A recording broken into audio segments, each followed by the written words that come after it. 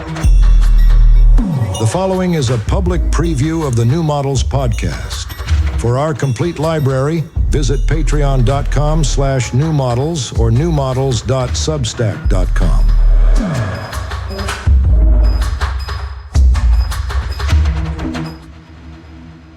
New Models Talkcore. Talkcore. It's talk, but it's also core. Blah, blah, blah. It seems everyone is talking about Talkcore. Would you like more Talkcore? It's Talkcore from New Models.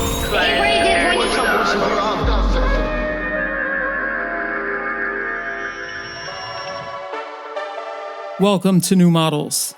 In this Talkcore episode, which was recorded the day after the US election, writer Gideon Jacobs joins us to discuss his recent essay for the LA Review of Books, titled Trump Loy. This past week has seen a flood of takes analyzing the reasons why Trump won, and moreover, why the American electorate has, in almost every demographic category, shifted Republican. We're not policy experts, so we'll leave much of that discussion to others.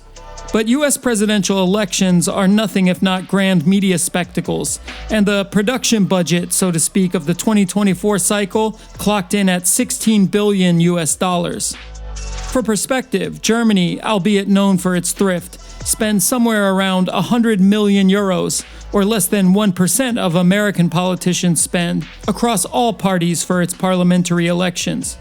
So in classic New Models form, we're giving you a media theory meditation on the 2024 election. Gideon has written extensively on contemporary image making and how recent technological advances are changing our relationship to what we understand an image to be. We recommend reading his conversation for the New York Times late last year on this topic, with Trevor Paglen and Laurie Simmons among other artists. But for his LA Review of Books piece, Gideon starts with the image of Trump working in a Pennsylvania McDonald's, asking what happens when images start transmitting a realness that is untethered from reality. Images that are generated rather than taken and that, like Trump himself, compellingly claim truths without regard for reference. There is a connection to be made here, not just to the state of political campaigns, but to the fate of institutions, governmental, cultural, academic, and otherwise. I'm Lil Internet, joined by my co-host Carly Busta. Our guest is Gideon Jacobs. Let's get into it.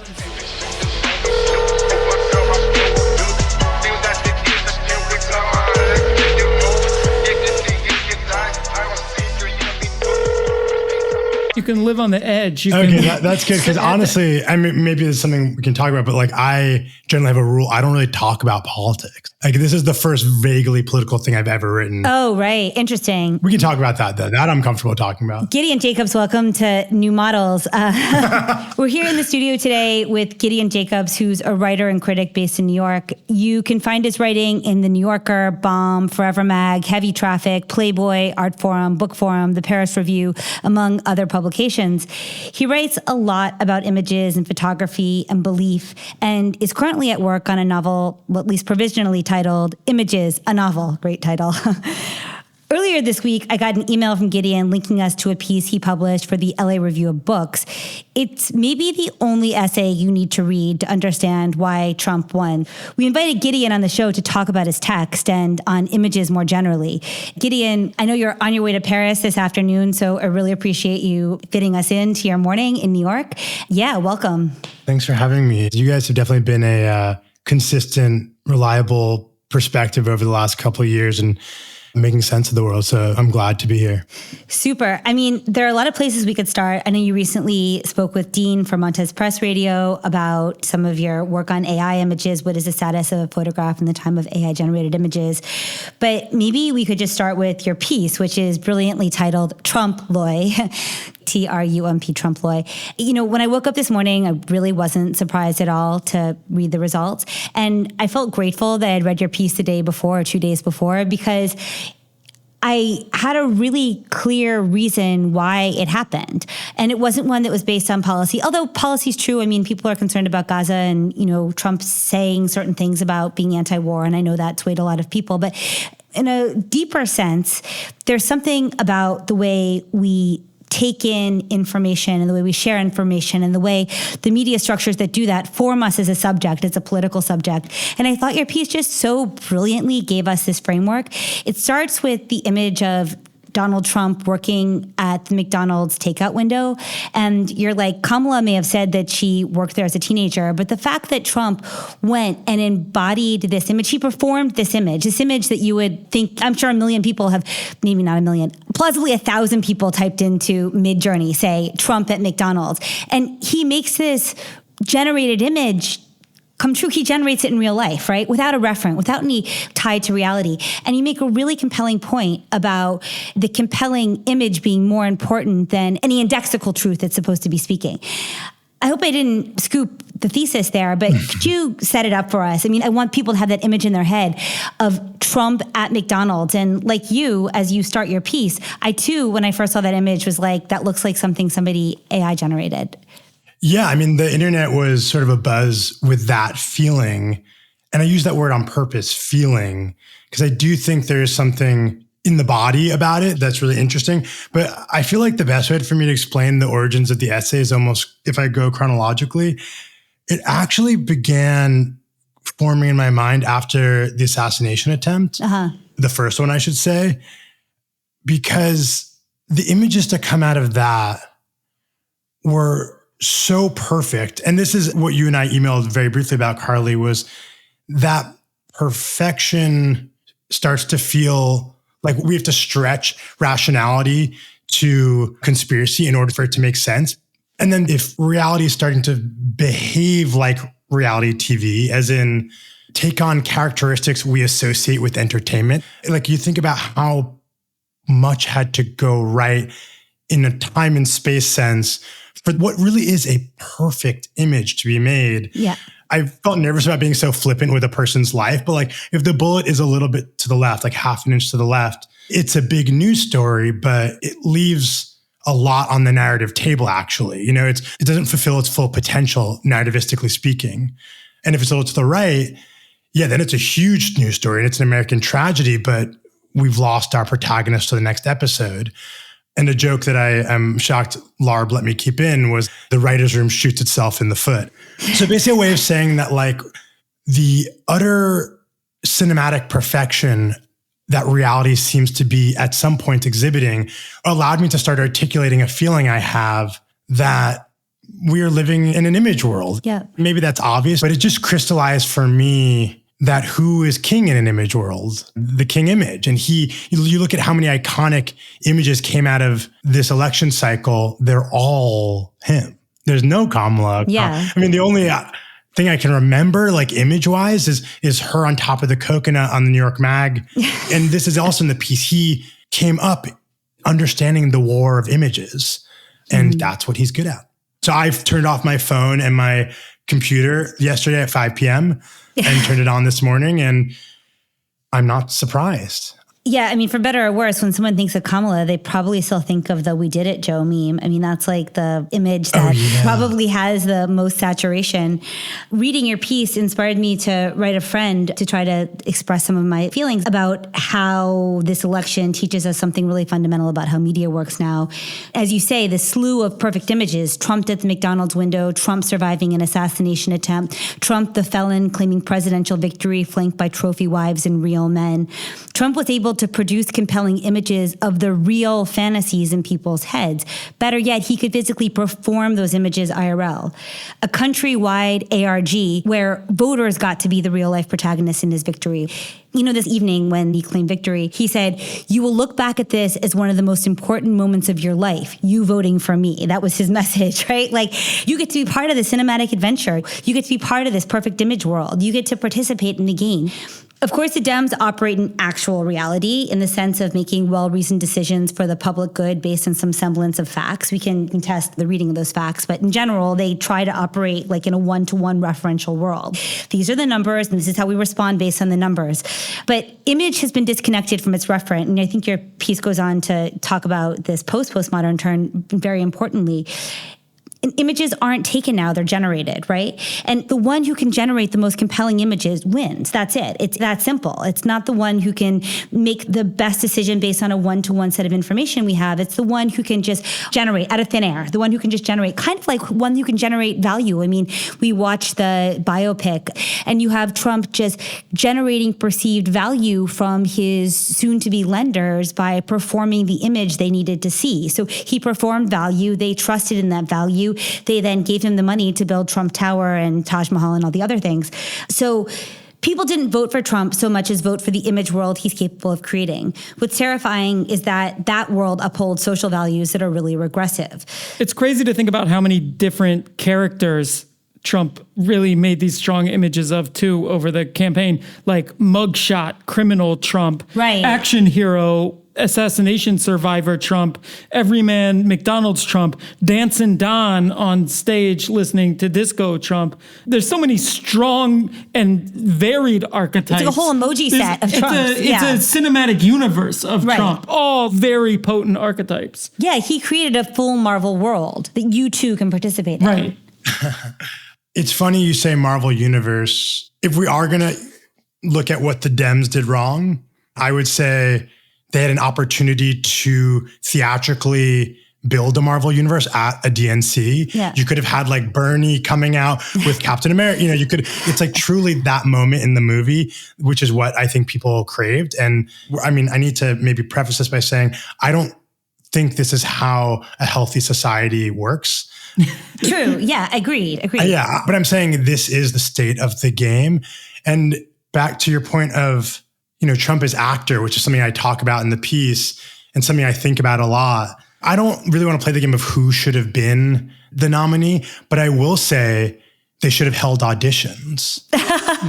Yeah. I think I say this something like this, like the suite of abilities required to win the presidency is essentially the suite of abilities that allows one to rehearse a little bit and then do a decent job hosting SNL. And although Kamala was on SNL, she couldn't host. And not just that, even when she was on, what was sweet about it was that she was kind of winking to the camera and kind of real and like laughing at Maya Rudolph. Like she is not a performer. Right. I remember people talking about how Trump doesn't laugh. Do you remember that whole narrative for a while? It was like people like, oh, you never see him laugh. Something I think about a lot is you never see Trump even betray the slightest bit of performance anxiety.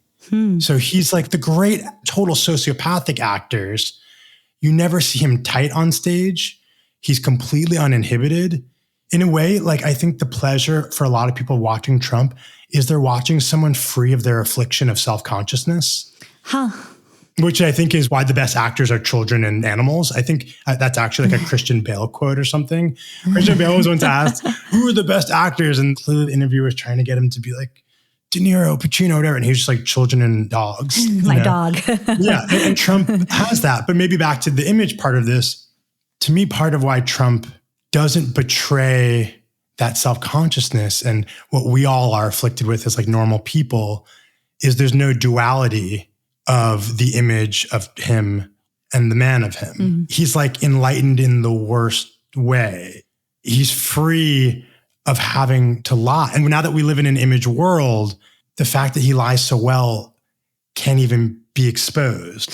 Wait, that's fascinating, especially just in connection to the idea of a photograph telling the truth versus a generated image doesn't lie. It just is. It was asked to be this thing, and it's this thing. It produces this thing.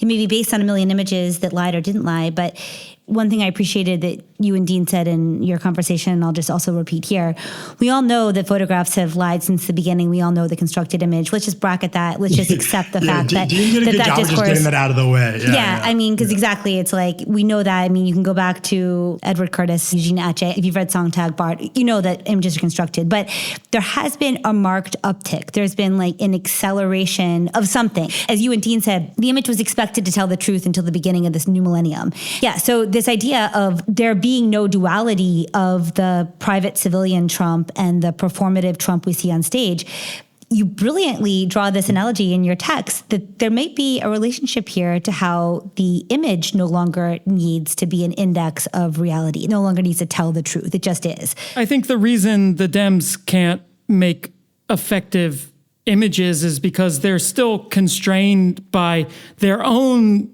demand or requirement for a referent. Like the image has to still have a referent for them, whereas Trump is free to create images without referent, just generating images, prompting reality. You think about even the whole, we don't have to get into this, but like the identity debate, and that you're not allowed to speak a certain way unless you look a certain way. This idea that there has to be some sort of physical connection to what we perform, which isn't the way we are at all online, right? I mean, everyone is a dog online, or sorry, everyone is a girl online. No one knows you're a dog online. The way we are in screen space is, as Jay Springett very elegantly said last time, like a Taiwanese hand puppet, we're animating these figures. I mean, I guess with Trump, there's no hand, he just is. But no, but I think he's putting the life force into the character. Into the character, right. I think I tried to make that point, like the Dems are still constrained by the old rules of not even politics or culture. It's like an ontological constraint that they haven't let go of.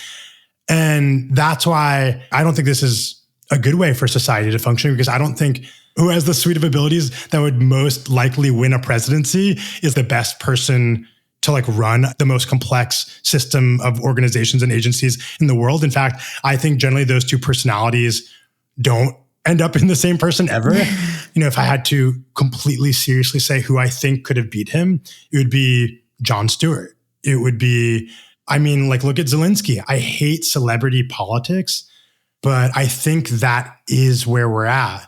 And I think it's a disaster. I could see like a Tucker versus Stewart race at some point. I know it sounds nuts, and I think Stewart might be too sane to do it.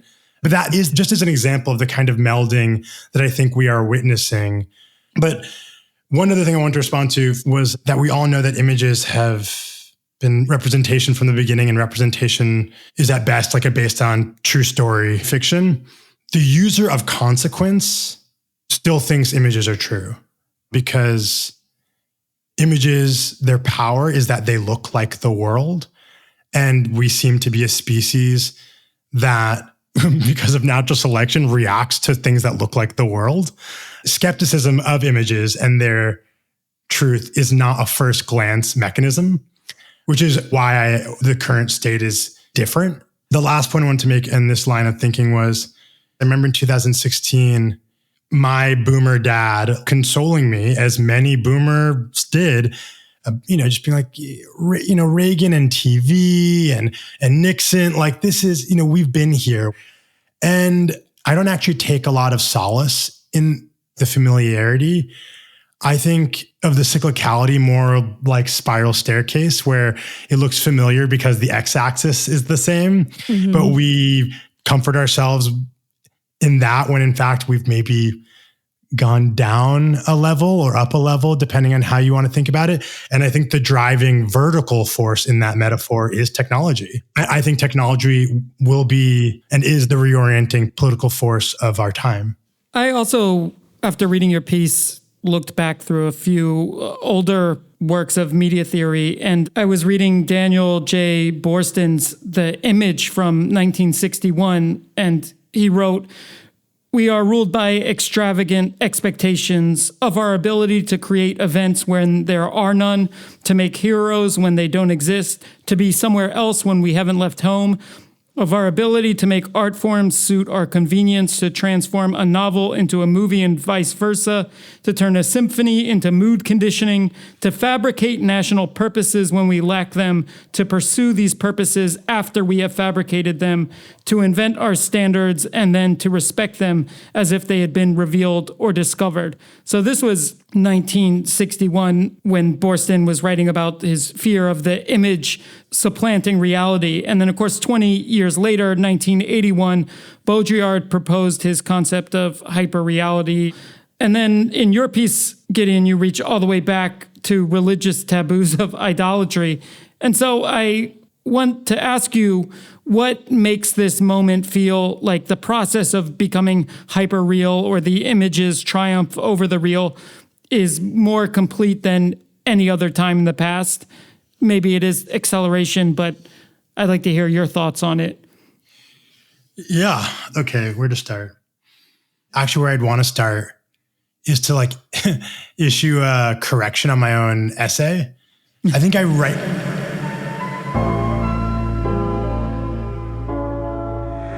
you're hearing this message, you've completed the first step towards becoming a New Models member. To continue, visit patreon.com/newmodels or newmodels.substack.com. A complete library containing hundreds of rare New Models episodes awaits.